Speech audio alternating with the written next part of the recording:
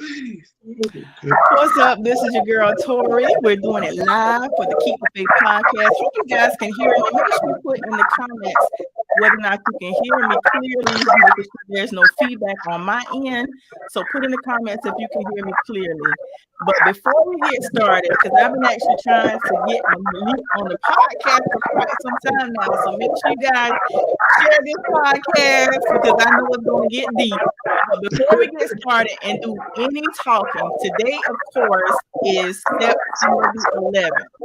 So before we say anything, we want to take a pause for the cause and take a moment of silence. For those that we lost, we want to honor those, the first responders and everyone that was affected on September the 11th, 2001. So we're going to take a pause for the cause.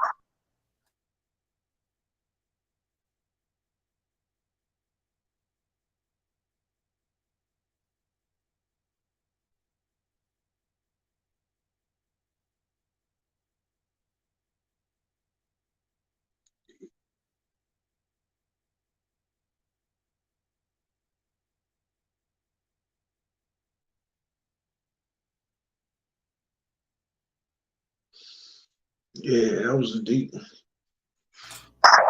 Okay, so my son's telling me the sound is bad.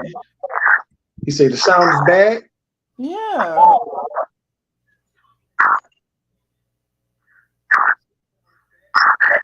Okay, so I need you guys to tell me in the comments what you guys hear on your end. I want to make sure you guys can hear me clearly. Yeah, let me know if you can hear me too. Can you hear me though? I hear you fine. Okay. But every time I speak, I hear like a lot of feedback. Oh, okay. I can't really hear it on my end. Okay.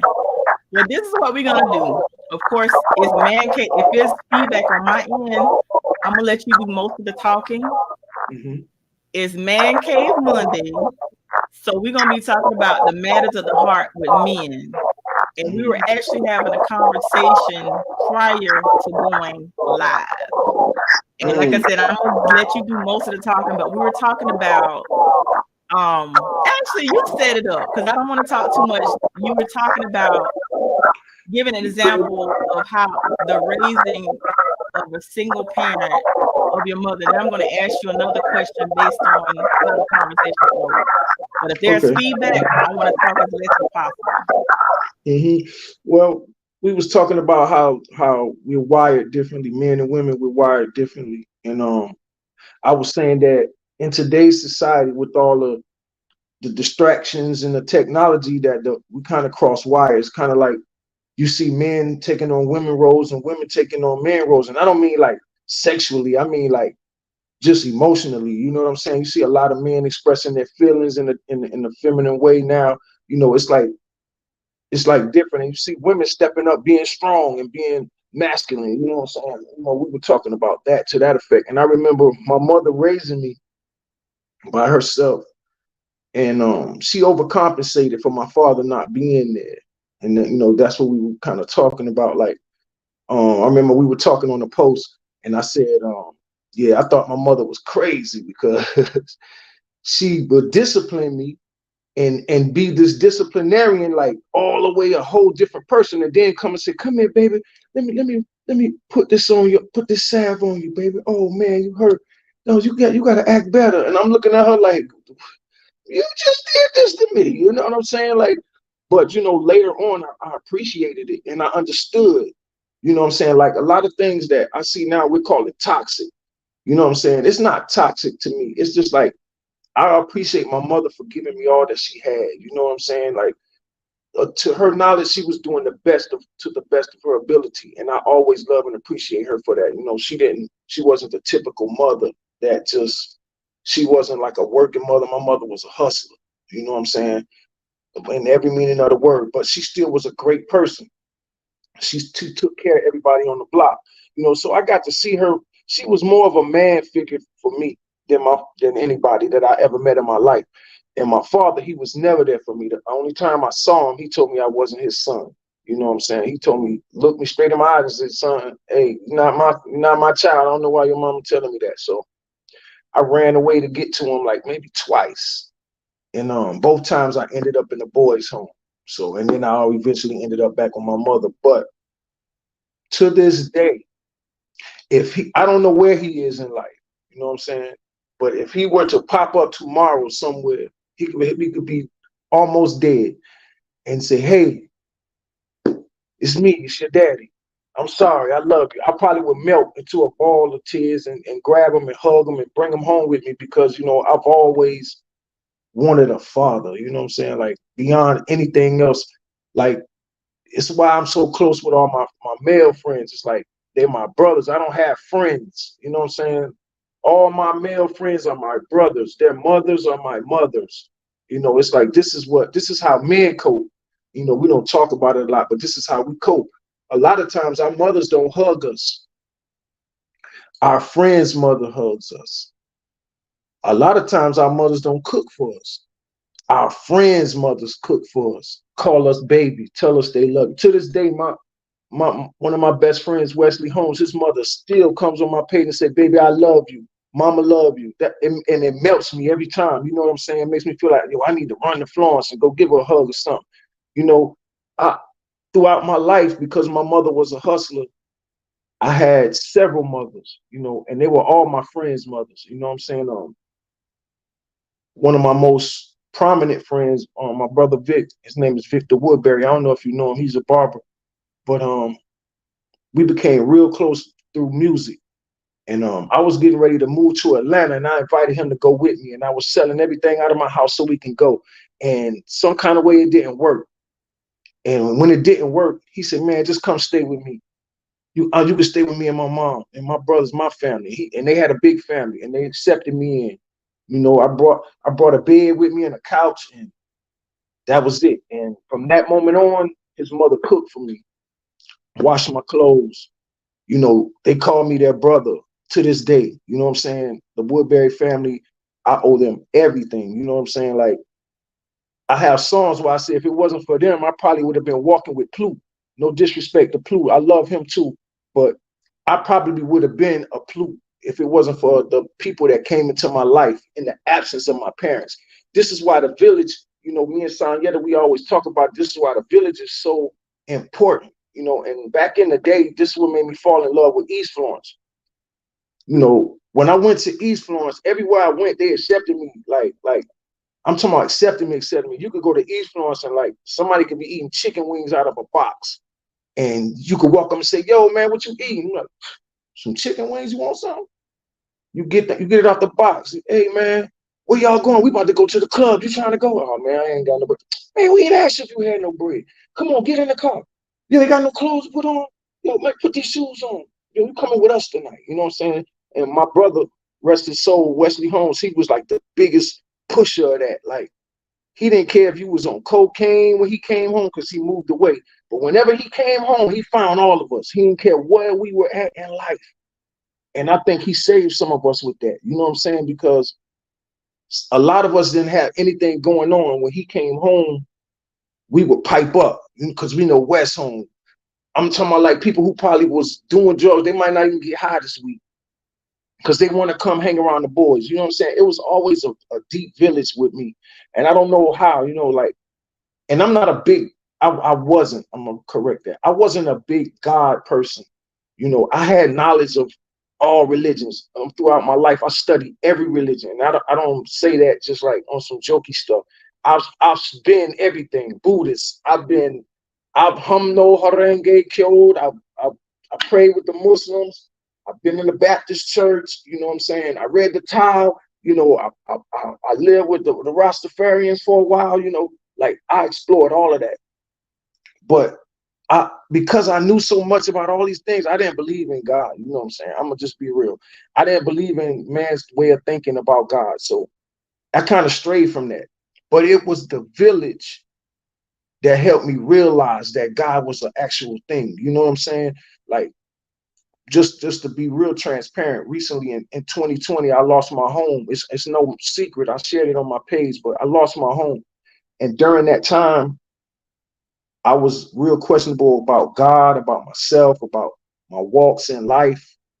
You know, I wasn't sure whether or not the things I had done in my life were of value to people. You know what I'm saying? Did I waste my life? I remember sitting down telling my wife, like, yo, nobody don't call me on the phone.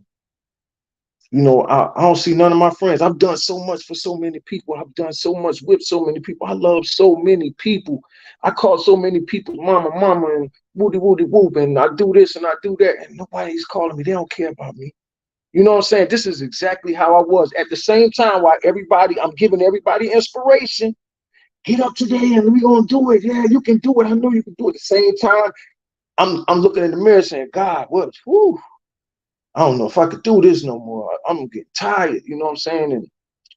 And my son came to stay with me because he wanted to move up and he wanted to move into the Charlotte area. So he came to stay with me. And I never forget the night before the fire happened.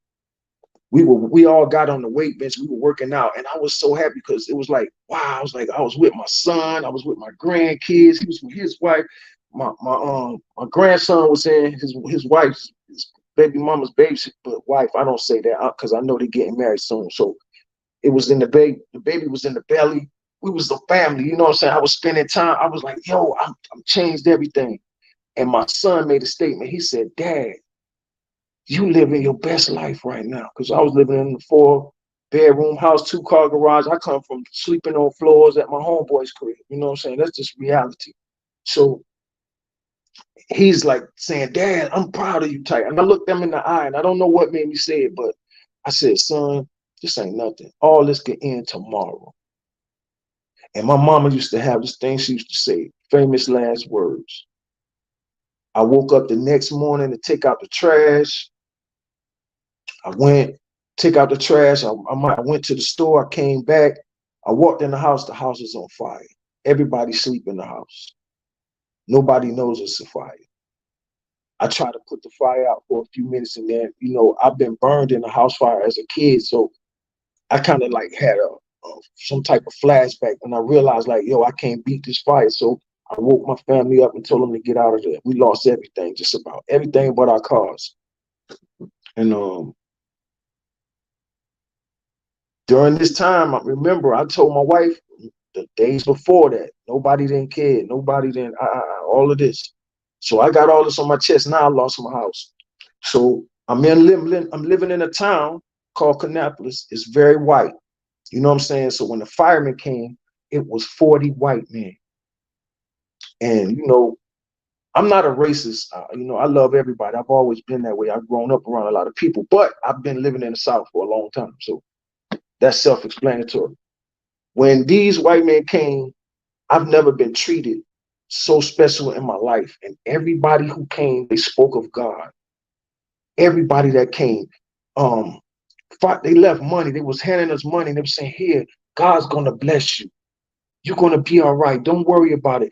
It was, do y'all have homeowners insurance? And at the time, I'm transparent, we didn't. So I'm like, wow, this is a big blow for me. I'm living out of 2 cars. I got my son, I got my grandkids, I got, oh man. And I forgot one detail.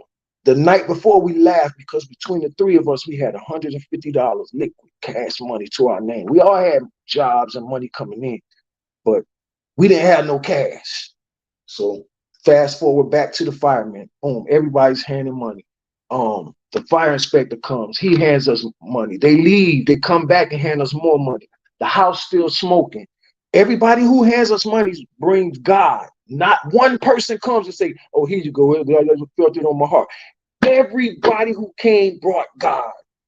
So remember, I don't rock. I'm not really rocking with God right now. So it ain't hit me yet.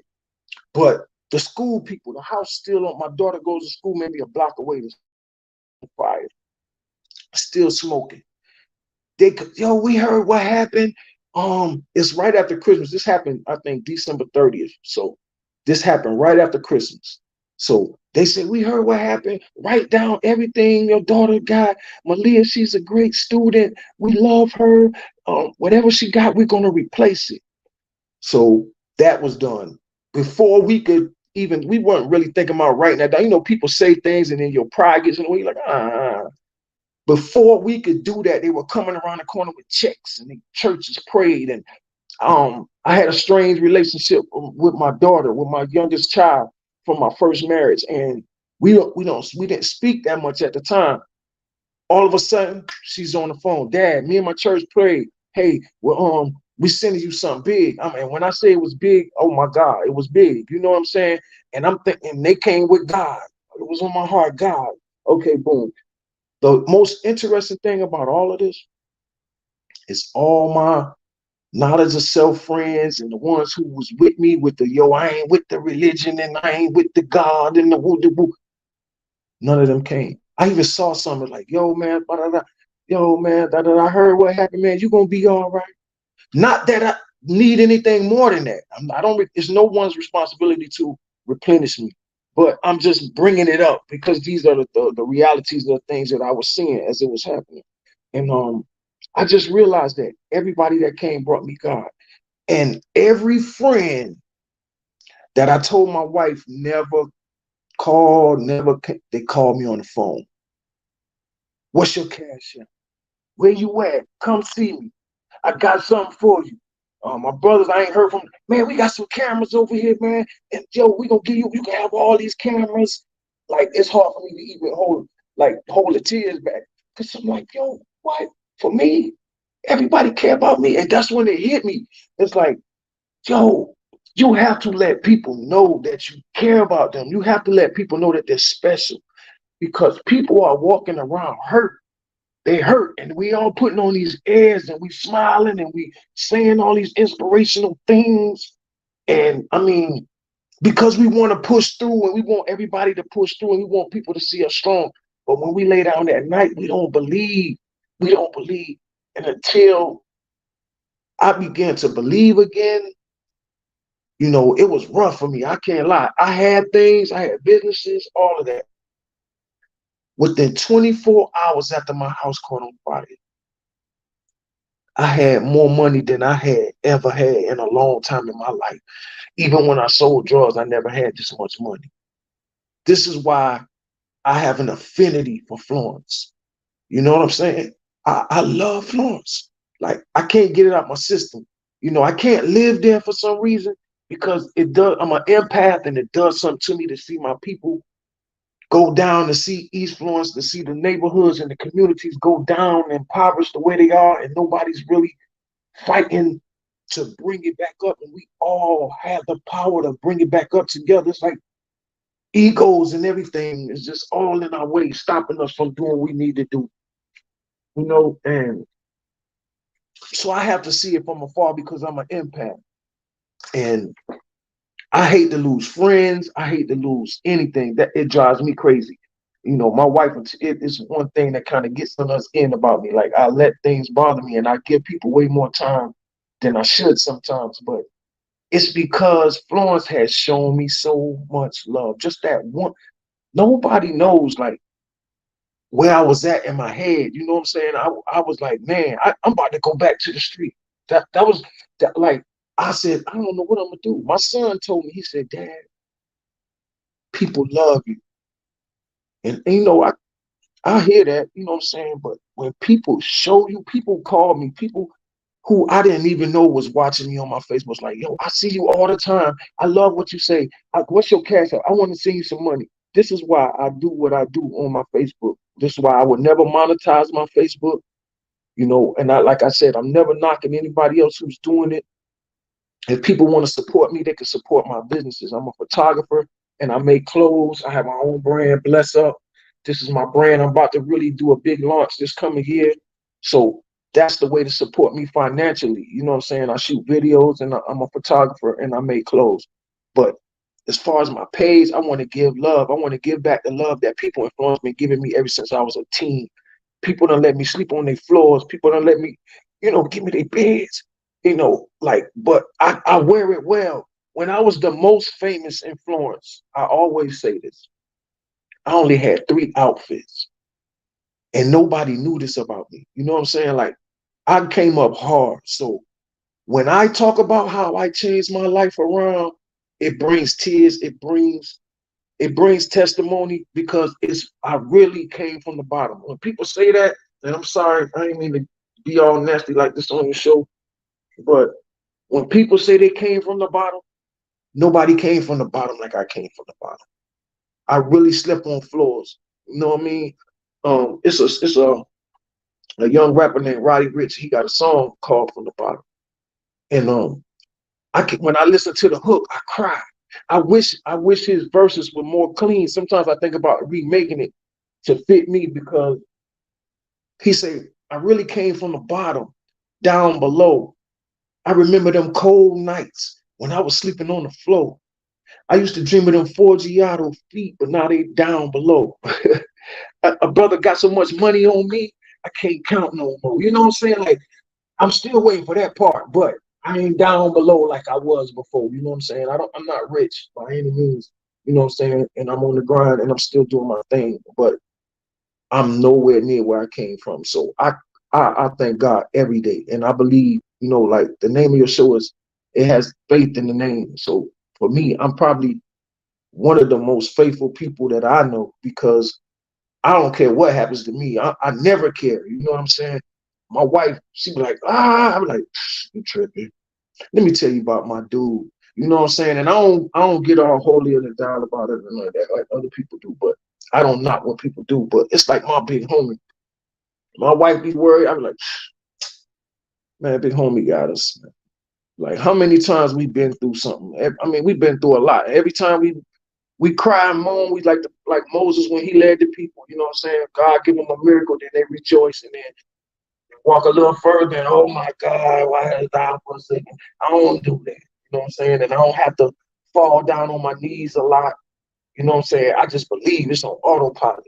I get up and I make moves. I make steps. When I was young, I figured something out. I never had a car, so when I wanted to go somewhere, I had to really get up and just say, I'm going. I'm gonna walk. My first wife, she lived in North Florence. I lived in East Florence. I walked to East Florence. I get up and start walking. I get halfway down the street. Yo, what's up, Malik? Where you going? I'm about to go to North. Come on, man, do your right. Never failed. That for me was the beginnings of my faith. You know what I'm saying? Because when I studied 5%, they always teach you to do the knowledge. You might hear people say, do the knowledge, do the knowledge. Well, the definition of doing the knowledge is to look, listen, and observe and perceive that which is obtained through the mind, which is really, they call it the third eye. So for me, even though it might have had some wrong stuff in it, it had some good stuff in it. And I was like, okay, pay attention to what's going on in your surroundings. And this is what all men need. This is the man teaching that men need. And I think this is what a lot of us are missing because we're not in touch with our spirituality. Because just look at it for what it is. We see all of these people that are saying that they're bringing God, but I'm not judging anybody, but it doesn't look that way. You know what I'm saying? It looks like they want to be rich. It looks like they want to be famous. It looks like their ego has taken over. That's what it looks like. When I think of God, I look at somebody who don't even want to be rich unless he can bring everybody with him. When I think of God, I think of a pastor that's got his church open 24 hours, 7 days a week, 364 days a year, because this is God's work. That's why I never really tried to be like a religious person, because I said, if I'm going to do it, I'm going to go all the way. I'm going to be that guy walking down the street saying, hey, brother, it's going to be okay. Da, da, da, da, da. Let me help you do this. Let me help you. Let me show you how you can better yourself, because I feel like if you're a man of God, you should be a man of God at all times. You should never cease. If you're the pastor, you should be in your church all day long with service, because somebody needs you now. Somebody needs you right now. You know what I'm saying? So, but I don't judge it. So this is why I separate myself from it, to not say, if you ask me, what am I don't never answer that. People have come in my inbox and say, man, what God you serve? I just say, I serve God, because I don't have an understanding of what I see. You see, I don't understand that. And for men, we build with logic. You know what I mean? So if I were to follow a pastor, it would be a Geno Jennings or somebody. You know what I'm saying? Because when you watch Geno Jennings, you feel like you got to get your life together. You know what I'm saying? Like, I need to get right. You know what I'm saying? But when I watch the other pastors, I feel like, okay, I just send him $1,000, you know, and he gonna pray for me, and I'm gonna be all right. But to me, I feel like, man, we have to put in that work. We have to put in that pain. And if we don't, that's that cross signals I was talking about. You see men who on social media out in their baby mama. You know, I see more men out in their women than I see men and women out. And you know, it's like it's no man that's tap them on the shoulder and say, "Hey, bro, that's not what we do." You know what I'm saying? And that's what I was missing all my life. But luckily, by the grace of God, it came to me naturally. You know what I'm saying? Out of my desire, I guess. So I would say for men, we just gotta look towards it. You know what I'm saying? You gotta want it. You gotta desire for change. You gotta realize, first of all, that what you're doing is not what you like and it's not universally square. You know, like a lot of brothers, we've taken on these words, universal law. I don't know if you ever heard me say them, but that's like God. You know what I'm saying? Like God is universal law. You can't argue with universal law. Universal law is man plus woman equals child. That's universal law. Nobody else can break that. You can't. You could do it in a test tube, whatever you do. You gotta have man something and woman something to create another life. So, and I'm not talking about this other stuff, you know, that people got going on. I'm talking about actual facts. I don't deal in alter realities or subculture realities, you know, and everybody's entitled to do what they want to do with their lives. And, you know, it's a thing now, like people say, if you say you're not with it, then you're against them, you know what I'm saying? Like, but that's not logical at all. Like, I just don't do it, you know what I'm saying? Like, I don't play football. I don't watch football. You know what I'm saying? But I got family members that do. I don't hate on them because they don't, you know what I'm saying? So I liken everything. I break everything down like that. You know what I'm saying? If it doesn't make sense over here, it don't make sense over there. Do what you want to do with your life. Just don't try to make me like it. You know what I'm saying? My people, they watch their football, I watch basketball. And we love each other in the middle. You know, that's how I am with sexuality as well. As long as you're not trying to put it on me and force it on me, then I'm cool. I'm not really going to associate with what you got going on, but I'm cool. And I'm not judging you because at the end of the day, I'm just a man. And I don't have an understanding of all these things, you know what I'm saying? And that's what I don't see in a lot of men too, compassion for each other's condition, you know what I'm saying? That's men and women right now, just like compassion, like, and I don't know, that's my empath. I guess that's men call it the feminine side, but for me, I just know that I'm an empath. I love people and I want to see them do good. Like I see you doing something. Hey, what did I say? I said I ain't going on nobody else's podcast until I come on yours. I've never even been on a podcast before. You know what I'm saying? So I'm like, you say, yo, will you come on? I said, I tell you what, when my mouth healed up, I'm a rock for you. So here I am rambling on about my life. You got me crying. You got your Barbara Walters moment. You know what I'm saying? But since we talking things of the heart for men, you know what I'm saying? You know, I just feel like the main thing we need is camaraderie. You know, my brother Craig Boatwright, he's in the therapy. You know what I'm saying? If that works for you, I think you should do that. You know what I'm saying? Like sit down with somebody. I think we as men should have some type of group where we just get together and just really just talk and unload. I think we fear that because I know me. If we talking about reality and unloading on each other, it's not, it's ugly, man, because we all can, man, you don't understand what a man carrying on his back. You know what I'm saying? Being strong for everybody. You know what I'm saying? Because you can't really, they tell you can't cry. I don't listen to that, but they say you can't cry. You know what I'm saying? You gotta be tough, man up. And if you're not understanding, if you're not a logical person or you're not in a great space mentally, if somebody tell you to man up, that could break you down. You know what I'm saying? But for me, because my mama raised me like a soldier, when you say man up, it make me say, oh shit, I gotta hold up. Wait a minute, I gotta get right. I'm a man. I got people looking at me. I got responsibilities. I respect that. For me, I like that. Telling me to man up, telling me, yo, man, get right. You a man. You know what? You right. I was in my feelings a little bit too much. Men are supposed to be great thinkers, and women are supposed to be great feelers. If we operate in that space more, oh, it'll be a great world. Because see, y'all can feel great, like y'all, and y'all have great what's that word? Intuition, right? Like you could say, my wife she was like, don't hang with him. Don't hang with that guy. I'm telling you, all right, don't hang with him. And every time she tell me this, she's right.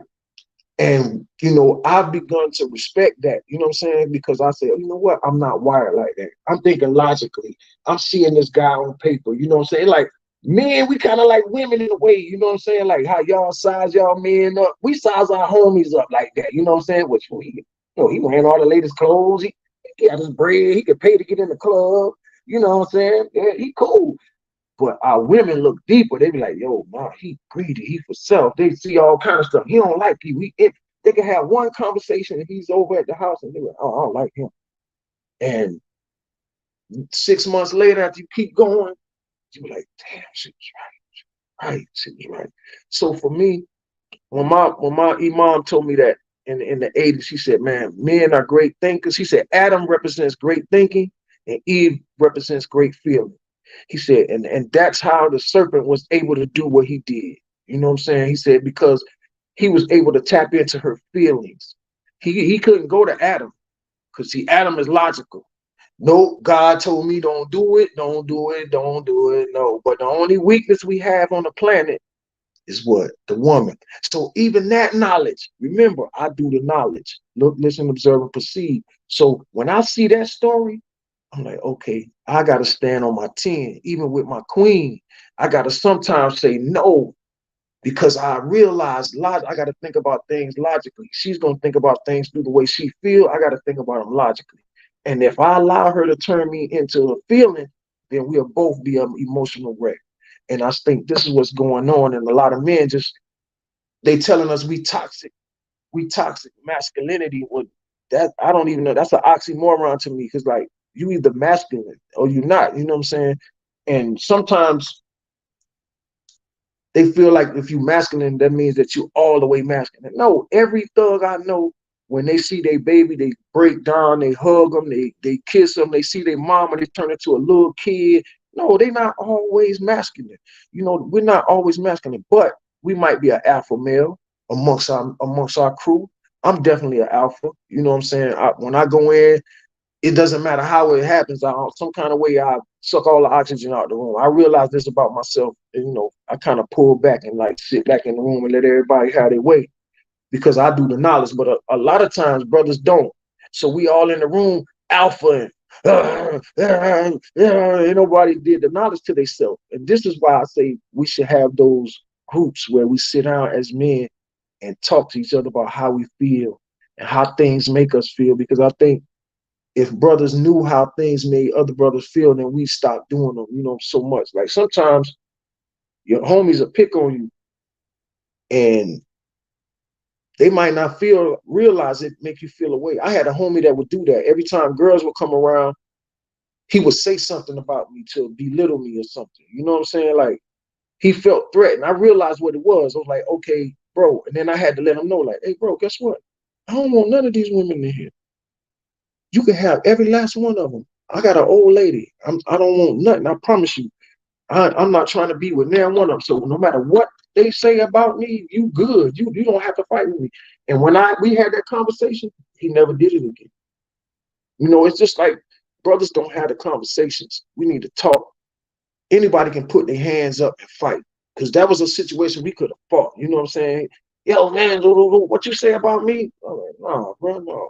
Man, come here, bro. Let me talk to you, bro, on some cool stuff. Like this 10 minutes later, you know what I'm saying? Hey, bro, come over here, man. Let me tell you something, man. You my brother. I love you, man. I ride, I die with you, man. But yo, don't do that, bro. These women are not important to me as you are, bro. Trust me. You good. They all yours. And that alone, and after a while, my friends began to respect me for that. They like, yo, you know what, bro? One thing about Malik, he ain't into that. We ain't got to worry about that because I stood on it and I let it be known in conversation. I see a lot of brothers fight each other because they won't conversate. Friends breaking up because they won't conversate. You know what I'm saying? They just get mad. This men and women get mad. And the next thing you know, everything that person say is bad. I got people that told me a few weeks ago, oh man, I inspired them. We get in one little argument, and this week, oh, they don't never want to talk to me no more. You know what I'm saying? And I I deal with it. You know what I'm saying? Because for me, I'm stable and I'm where I am. My love is real. It's there. The bridges always stay there. And I've let that person know that too. You know what I'm saying? Like, hey, it's all good. If that's how you want to play it, hey, I understand. I can dig it. My mom always told me, she said, baby, when I grew up and I became a man and I started to smell myself and I wanted to get away from her, she was like, babe, go on ahead. She said, but if you ever need a mama, let me know. You know where I'm at. She said, you can leave out the front door and come back in the back door. That's how my love is. You know what I'm saying? Like, as long as you don't violate me and my family or try to hurt my family, I'm a Virgo, so you know how I'm coming about my family. As long as you don't bother me and my family, man, you ain't trying to rob me or hurt me or kill me, we always can make up, you know what I'm saying, with a conversation. And I think that's what men need to do more of, conversate. Let's talk, you know what I'm saying? We can't go from you eating at my house to me shooting at you. And that's happening a lot these days. Most of these kids that's killing each other are homies, are friends, not, and deeper than that, in Florence, not realizing cousins. Because I'm gonna just break it down to everybody that's watching, if you're watching or not.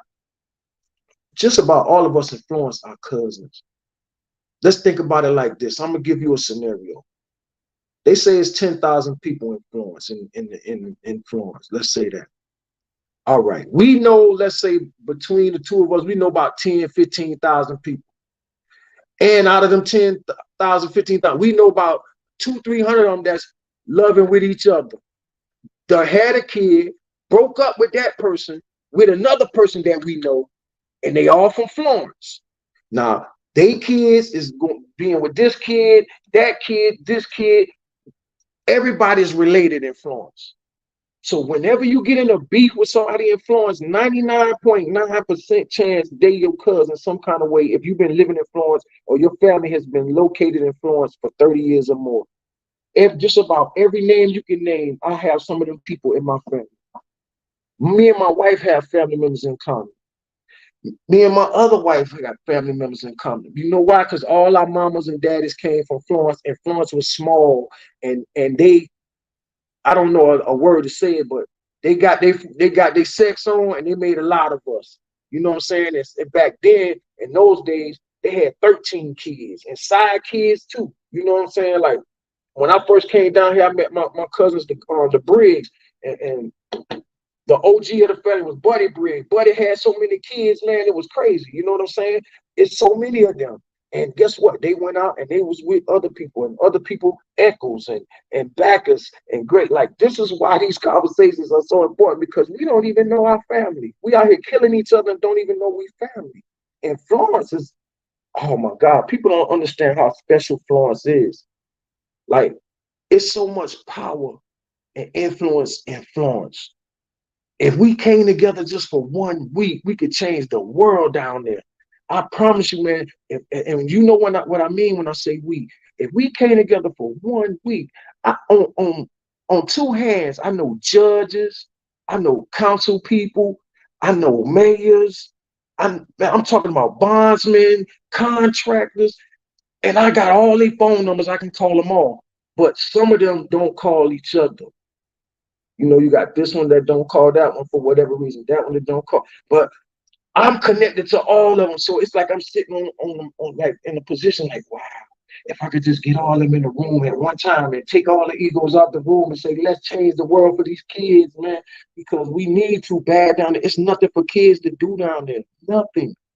When I say nothing, I mean it's absolutely nothing for children to do down there but try to act like grown folks. And that's it.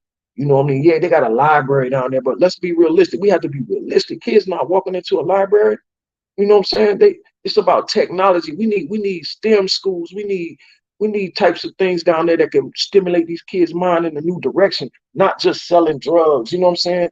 Like selling drugs. I'm like, it's 2023. We got gang banging, selling drugs, and scamming going on like it's 1995. Like we got to put something else in the water. And when I say we, I'm holding myself accountable as well. You know what I'm saying? Like I'm trying to get everybody that I can talk to help me start an organization. And I want it to be the YGO and the YWO. I want it to be the Young Gentlemen's Organization and the Young Women's Organization. And of course, I don't plan to run or head these organizations. I just want to get them started. I don't even have to be on the board. Let's just get it going. Where we got organizations where we teaching these kids about credit, because they can start their lives in the beginning of their lives on top. They don't have to come from the bottom like we did. You know what I'm saying? Nobody told me about credit. Had I known about credit, I would have set stuff up where I would have been straight. You know what I mean? It was easy to get a Freedman's card and stuff like that back then. I could have had an 800 credit score by the time I was 17, 18 and really empowered myself. But these are the things that these kids need to learn more than having sex and having kids and how to beef and shoot guns and all of that. You know, like, let's teach them how to be gentlemen again. Let's teach young men how to say yes, ma'am, and no, ma'am, in the proper settings, and wear the proper clothes and have the proper decorum when they go out in public. Like, it's bad. You know, like, I saw Ricky Smiley post a video and he was like, people they just say what they want to do. Like, even like, you know, let's just bring it to this. I'm probably going to create a lot of enemies with this one, but like, high school graduations, I seen parents say, I don't care what they say, I'm gonna yell anyway. You know what I'm saying? Like, we not gonna show decorum. We're not gonna show people that we know how to be in a place and conduct ourselves. But I don't blame it on us. I blame it on the fact that no one is educating us to this. No one is educating us onto how it can benefit us, how it can empower us, how it can make us better people. Because if you can't code switch, you can't come from the bottom. You're gonna stay on the bottom. You know what I mean? And I really feel like we need this organization to take kids out of town, take them to another state, take them to the African Museum in Washington, D.C., you know, and it's just a few people coming together who got a little bit of money, putting it together, making it happen. Young women's organization, young gentlemen's organization. I feel like it's needed in Florence. I think that would be a big change in Florence, South Carolina. If I could do anything else before I die, I would love to be a part of making that happen. And like I said, my name don't have to be on it. I don't have to be a part of it, other than I thought of it and I put the seed in the ground and watched it grow. But it needs to happen, because right now, let's just say, for instance, your son, God forbid, something happens to you, and he's living in Florence and he's with family, and he just said, man, I don't know what to do. Where will he go? Where's your child? I'm talking to any one of you. If your child went through something and lost you right now, where would they go? Where's a place outside of all family members that they could go to and they could educate them? They could teach them how to live in this world, how to survive, how to not only survive, but thrive. Where would they go? Church? I, I, I hold my tongue on that. You know what I'm saying? There probably are some good churches out there, you know, they're doing their thing. So I won't say that's not a good choice, but how many kids are going to actually walk into a church? That's another thought. You know what I'm saying? It has to be something they can relate to, something that's letting them know that, hey, you are somebody, you are special. These kids are walking around doing drugs and all of this stuff because they don't feel special. They're reaching for low-lying fruit. I know, I used to be these kids. You know, it's like we out there straight trying to be as bad as we can be to impress each other. And that's the actual facts. We live amongst each other. Our parents don't know what we're doing. And we out here doing all kind of stuff, kicking in doors. We doing drugs. We having risky sex. We treating women like they're nothing. Women are doing things of this nature as well. They're not victims out here all the time, but it's just a big cesspool going on. And I remember it. I never got it out of my mind. And I always, as a child, wished I had somewhere I could go. And it wasn't the boys' club. It used to be, but it wasn't. It's like seeing like people just all the old ways of thinking. It wasn't relatable anymore. You have to be able to offer a child something. If a child is out there gang banging, selling drugs, you have to show them how about money. You can't take that child in there and show them God. I'm just be honest. You got to show them how they can get money and take care of this stuff, because they're already out there in the economic situation. They already got a feel for what money is, and you got to just take it and deal with it. I seen a movie, Blue Hill Avenue, and it's a scene in the movie where the young brother decides he's gonna be in the street, and his uncle got a business, a barbershop. He said, well, Since you decided you're gonna be in the street, let me tell you what you gotta do. And I think we need those type situations as well. We need places where somebody can go. It's like, oh, what? Oh, you trying to be in the game? Well, let me tell you what comes with that. Let me show. Here's one of our people. He's a mentor. He used to be in the game. Let him tell you what that life entails. And that's what I mean. That's the village, because you get a gang member to talk to gang members. Somebody who changed their life. You get a drug dealer to change his life to talk to drug dealers that change so they can change their lives. And other people, like I salute Lester Young, like. He's one of the people that's out here doing things like that. He's doing it on a magnanimous level. He's going from here to there to there to here. But we need something grassroots too. You know what I'm saying? But he lives in Columbia. We need somebody in our area to take responsibility for this neighborhood, these kids. And you see what's happening. The neighborhood is dwindling. We losing kids every day. Parents just don't know what to do. It's because we're not trying to fight for the kids. That's my opinion. We need to fight for the kids. We need to slow them down a little bit and show them a new way so that they can get their head together, because if not, the future don't look too bright in that area. It looks like they're going to gentrify us out of there. And all of our communities that we love so dearly right now, they're going to be gone in 10 and 20 years. And you're not going to be able to afford that area. But we can affect change right now and get some young men minds, because we need contractors.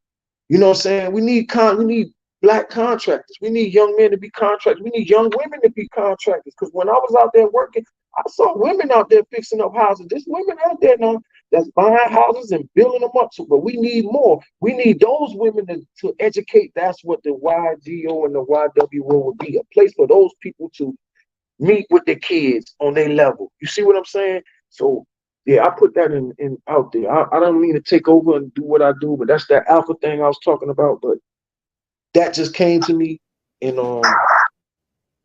yeah, YGO, Well, listen, YWO. I wanted you to do most of the talking anyway, because my sound is horrible. Yeah, I heard But that in the back of my head too. I was trying to keep it going, but I'm serious about it, man. Like the YGO, the YWO, or I don't care if you call it whatever you call it. Create it, make it happen. I'm just putting it into the space. My OG used to tell me, he say, be careful what you put out in the air, because somebody will do it. So yeah, that's what I'm doing. I'm putting it in the air. Somebody do it. I challenge anybody to take it up, start an organization. Also, I want to implore people to come together. I want to give you a thought process. If it's 10, if you have 10 family members that you love, this is what I challenge you to do. Or maybe you got 20, 10 or 20. I'm gonna give you two different ones. If you got 20 family members and you all sit around the campfire and you always talk, I want you to come together, create a bank account, put $20 a week in that bank account together. Don't touch it. No matter if light bill do whatever, don't touch it. If you do that for 1 year, that's $20,000. If you do it for 5 years, that's $100,000. Now, once you do that for 5 years or 1 year, now you can create a business for everybody involved in the situation. Now you can affect change for the kids and your families. This is how we got to start thinking. You know what I'm saying? We got to stop thinking singly. I see a lot of families struggling apart. You know what I'm saying? That's my aunt. She over there. She looked like she doing good, but she's struggling to pay that mortgage. We over here, we struggling. The kids ain't doing good. I mean, they going to school and they making the grades, but then they get the diplomas, but what's they doing with the diplomas? We got to start being realistic with each other and our families. I want to do this, and I've been telling people to do this, but I can't get anybody to do it. So here again, I'm putting another seed out. If it's 10 people you do, you just double the amount of money. If instead of 20 a week, you do 40 a week. And you don't have to do 40 a week. You could just say, how much is that a month? Pay that a month. But if you do that and consistently put something away, as a unit, you're empowering yourself. That's what this is all about, empowerment. In these days and times, it's about economic empowerment. If you don't have money in the next 5, 10 years, it's going to hurt bad. And when I say bad, I mean real bad. If you don't notice things are going up, it ain't just eggs. You know what I'm saying? We making all these jokes about the egg. It ain't just eggs that's going up. Everything is going up. Rent is going up. In New York, the average rent is $10,000 something dollars. You know what I'm saying? To live up downtown in the downtown area. So that just lets you know the world is changing. We have to start thinking economically. America is a capitalist nation. And if you don't know what that means it's about getting money. They don't respect anything else but getting money. So you have to find ways to get money. And these days, it's a plethora of ways to get money. And look into passive income. That's Google those words, look into passive income. I'm telling this to anybody that's listening because these are the things that you have to start thinking about if you want to win or just survive. I myself, I'm telling myself at the same time because these are things that I'm realizing that's changing in the world. It ain't about having money up under the bed no more. You got to have money in the right places, and you got to be moving and shaking because if not, your money will be worthless. We've been hearing it for years. Buy gold, buy this, buy that. Yeah, well, we're almost at that point. We're really almost at that point where you got to get your money right, or it's gonna ain't nobody gonna be showing no love. And so this is what I want my people to do: come together, empower yourselves. Empower yourself. Start growing your own food. All of this stuff you can learn how to do on YouTube. Get on YouTube and Google it. Living off the grid. Google growing your own food. Google, you know, alkaline. Just when you hear people talking about this stuff, Google it. Look it up. Do some real due diligence on it. You know what I'm saying? Because it may change your whole life. I did some Googling and I swear I knocked 100 pounds off my body off YouTube. Just by going to YouTube and seeing what was going on with me. I'm doing too much sugar. Okay, guess what? I don't drink sodas no more. No sugar sodas. If you see me drinking soda, it's got zero sugar in it. I limit my intake. Sometimes I cheat, I'm human, but it's not like it was before. And I haven't even started working all the way out. And the weight just came off. See, I learned that from YouTube. I learned that from going and finding out what's going on with us. And that's what we have to do. We got to start doing more knowledge and start to empower ourselves as family units because our families are, like with your son, yeah, get him on it. Find out what make him tick. You know what I'm saying? And if it's something that he can do on his own, go with him and get on YouTube. You know what I'm saying? Because I promise you, it's somebody on YouTube that's doing it that'll show him step by step how to do it. And that's the beautiful thing about the pandemic for me. The pandemic made me have to learn things again. So now, because of the pandemic, I know how to make clothes. And I'm always learning. I learned photography from YouTube. Everything I learned from YouTube. I cannot lie. I never been to anyone's school. Everything else I learned just from doing the knowledge. That's just that little thing. But yeah, empower yourselves. That's what all that long little tirade was about. Get money and empower yourselves together. Like Caesar said on the Planet of the Apes. Apes separate, we apes together, strong. You know what I'm saying? And when we apply these things we see in these movies to life, man, what a great place to be for us, man. Because there's so many of us. We beautiful people. We all doing things. You doing something. Tanya doing something. I'm doing something. We got real estate agents. We got lawyers. We got landlord Edwards. We got Shaquez. I can just name all day long. My cousin Tanya Mormon is the mayor. I'm talking about we should just have a big dinner somewhere and just take over, man. Make it beautiful around here for the kids. Let's try that. Can we do that this year? Can we find a way to put all our differences aside and sit at a table just one time and see what we can come up with for the community of Florence? Can we do that? I'm talking about everybody. Mr. Al Bradley, Tanya Mormon, you, me, we the media. We just the media. We don't make no laws. We just want to be there just to document it and and be the mediators. You know what I'm saying? Somebody to show love. But all of my dignitaries out there, we got LaShonda Nee Smith, we got Shaquez, what's my man name? Isaac, you know what I'm saying? I don't care what we've all been through, and we all done had arguments and debates behind the doors and all that. Man, let's squash all that and let's save Florence, man. We got one last chance to do it, and y'all know it. Y'all know what I know because I watch, and I know y'all know what I know. We can save this community. Let's do it. And I ain't gonna talk no more. You know what I'm saying? Because I gotta. What time is it? Malik, I know I gotta did go that. For some reason, I think it was meant for you to do most of the talking because my sound is horrible. Won't he will? It is ManCave Monday. So I wanted you to do most of the talking. So this is how I want to end because I want to stop talking. I want you to tell everyone how to get in contact with you and your social media platform. No doubt. No doubt. Well, I just recently started a new platform called CarolinaRaw.com. It's Carolina with a K. And then what I plan for it to envision for it to be is to be like a platform for everybody, entertainment and urban, the urban, platform to come there and share their information. You know what I mean? Like if you got a club, if you are a club owner, a manager, if you're an artist doing your thing in the Carolinas, either one. Um, if you, I don't care what's going on. If it's a big event, a festival that I need to go to, everybody, like whatever festival it is, like our Pecan Festival, it's somebody else that has something somewhere else. I want to expose everything in the Carolinas that we doing entertainment wise. You know what I'm saying? We have Southern soul artists, we have jazz artists here. We have Geechee Gullah culture. I'm gonna go down there and spend some time with the Geechee Gullah culture. I'm gonna document that. I need help too. So I'm always looking for people. If you got camera, you want to be down, check me out. Go to CarolinaRaw.com. Scroll all the way to the bottom. Put your email in. Subscribe and just hit me up and let me know what you're trying to do. Or either on Facebook, Malik Williams. Go in my inbox anytime there. Or either on Instagram, Malik_Williams_704. You can find me there. And on TikTok, I'm Malik Malik_Williams715. So I'm everywhere, Malik Williams. Just you see the bald head, you know it's me. Or you might see my son with the dreads. He looked like me with hair, but that's my son. He's also down with the camp. But yeah, that's where you can find me at anytime. Just inbox me. I'm down to network with people. I'm a photographer.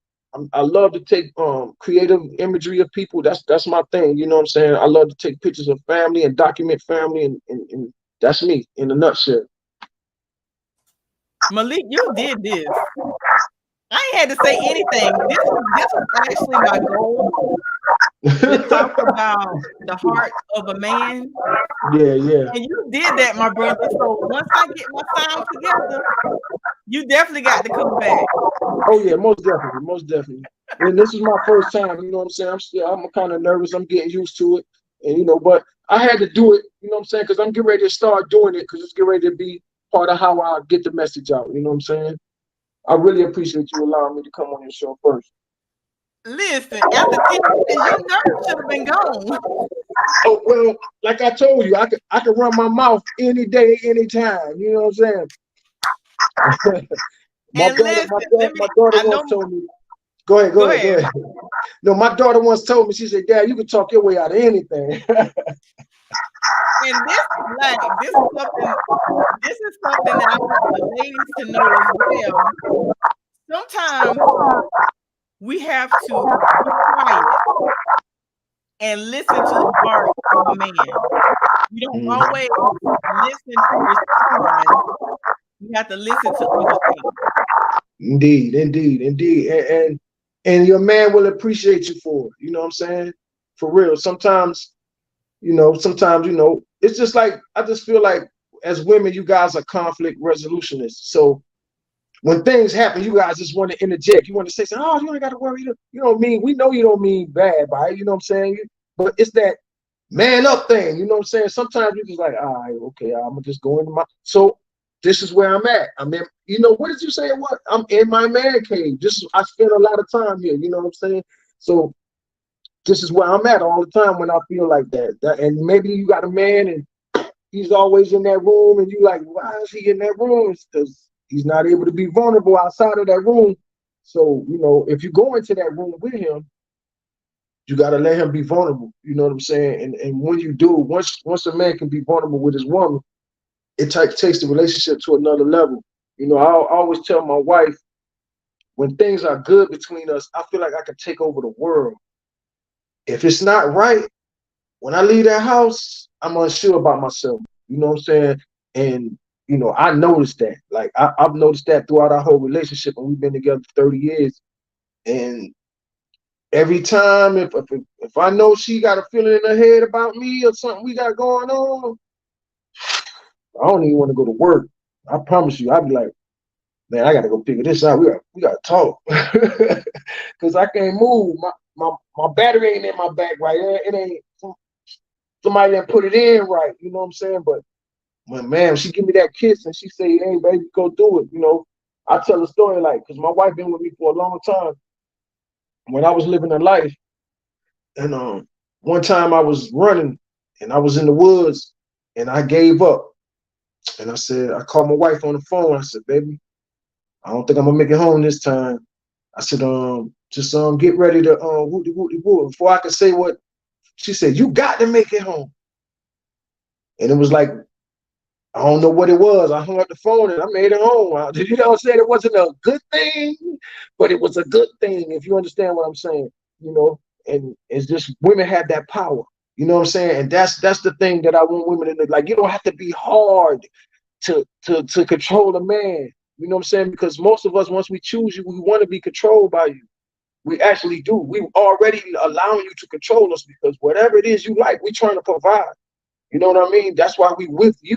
You know what I'm saying? But if you make it a hard task for us to provide or make it like you taking it from us, then you meet that other guy. But if you find that way to be soft, like my wife has told me to beat somebody's ass in a soft way. You know what I'm saying? Like, and I understood that, yeah, maybe I need to do this. You know what I'm saying? She still was a woman about it though. You know what I'm saying? Ain't no toe to toe. Yeah, because she know I'm the lion. She's the lioness. But see, if you pay attention, the lioness is colder than the lions. You know what I'm saying? The lion is just a symbol of power. You know what I mean? He sits on the hill, but the lioness is out there hunting for the food. They the ones who go eat. You know what I'm saying? They eating the food. And today's woman is more like a lioness than ever before because the way the world is now, they've empowered you guys economically. So if a woman can see her position as like a lioness, then it won't be as bad. But then the man has to be a king too. You know, like I hold everybody accountable. You have to be king worthy for a woman to queen you. You know what I'm saying? Like it's a blessing to be queen for a woman to come and say, "All right, I'm under you. I'm under you. So let's work together." Because really, when a woman gets under you, she puts the power in your back, the energy in your back. If you think about it, if you listen to all the stories in the book, the woman is a very integral part to a man's success. You know what I'm saying? Or failure. If you got the right woman, you succeed. Noah. If you got the wrong woman, you could fail. Lot. You see what I'm saying? But Lot had what? Logic. He was like, okay, she want to go back. God said, don't look back. I ain't looking back. You know, he kept on going. He was going. But, you know, sometimes there are messages in that. And see, like, I don't look at that as to mean a woman is bad. That just means I have to realize what her place is. It's in her heart and her feelings. So I have to know how to deal with her. And I'm learning that in this conversation as well, because I'm realizing maybe now I have to be a little softer with my woman when I talk to her. Like, and I'm learning this right now while we're talking. No lie. Like, because I'm a disciplinarian. That's me. I'm alpha. But I'm realizing in this moment, because of how y'all built, I just figured out another way to deal with things with women. And this is what, as men, we have to be able to do and be willing to do. Hold yourself accountable so you can grow. You know what I'm saying? But I realize that now more than ever that, yeah, y'all soft. So once we deal with y'all in another way, it's like anybody can transform into something else if you keep giving them something and they keep having to deal with that. Like we just become that. It's like I was a good guy, I stayed in the hood so long, I became a hood guy. You see what I'm saying? But the real me, I was supposed to be a lawyer or something, but you know, the boys weren't having that. It was like, man, you think you're better than us? And you know, I I wanted to be part of the reindeer games. I can't put it on all of them. I wanted to be down with the game, and I chose the wrong path. And you know, I paid a little. I learned a lot of lessons. I don't think I paid too much. You know what I'm saying? I'm still here. I got a lot of friends I lost, but I'm still here. By the grace of God, I'm able to teach my kids and teach other people. And so that's what my life is about. Other than me, the only thing I'm taking from the world is money for photography and money for my clothes because I need to survive to eat. That's it. I'm not trying to do nothing over that. You know what I'm saying? Everything else for me is service because I've been given so much all my life. I've been blessed all my life. I've never really had a time. Even when I was doing bad, I never could really feel it. I felt good my whole life. So I'm thankful. And now that I'm on this side of life and able to give back a little time and effort, I'm gonna definitely do it, man. And I appreciate you for letting me say all these things because I never even said it on my own page. You know what I'm saying? That's big. That's huge. Yeah. I don't know what's going on with my sound, but Malik, this is what I want you to do. I'm gonna Okay. let you close out the All right. podcast. My sound is terrible. So when Okay. you end the podcast, just end it, and I'll hit give me the signal. We hit live. And I want you to hang on so I can talk to you backstage. Okay. But Okay. thank Okay. you Cool. for coming on, and I'm gonna re-air this, Hey, no doubt. By all means. and it's in your court. I'm gonna let you close out. Hey man, you already know what it is. You know who I am. It's your boy Malik Williams, man. Listen, man, life is short. Make sure you love your life and live your life 10 toes down. That means stand on it. Believe in what you do. Don't be afraid to be who you are. You know, I got a clothing line coming out with that too. We'll share that later because, like I said, that's how I make my bread. But listen, it's all about life, loving the people that you got in your circle, empowering the people that surround you, and being a great person to other people so that they can realize that, hey, man, it's okay to be great.